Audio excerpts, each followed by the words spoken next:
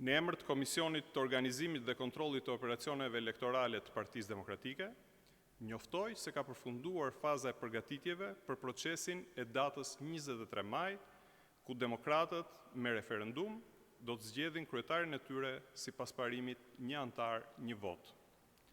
Në të gjithë degët e Partisë Demokratike do të ngrihen qendrat e votimit, ku nga ora 8 deri në orën 18, demokratët janë të thirrur të votojnë masivisht në këtë shprehje të demokracisë së drejtë për drejtë.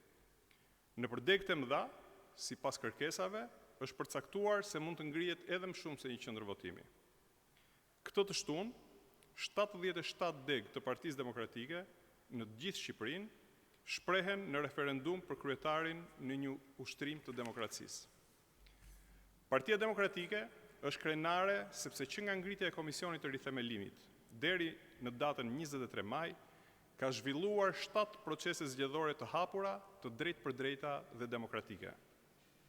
Krejt e kundërta, me parimin një antar një vot, ndodh në partinë bunker, ku prej më shumë se një dekade nuk bëhen zgjedhje, dhe çdo emërim bëhet sipas parimit autokratik një kryetar një vot. Edhe një herë, u bëj thirrje gjithë demokratëve të ushtrojnë të drejtën e votës në referendumin e ditës së shtunë.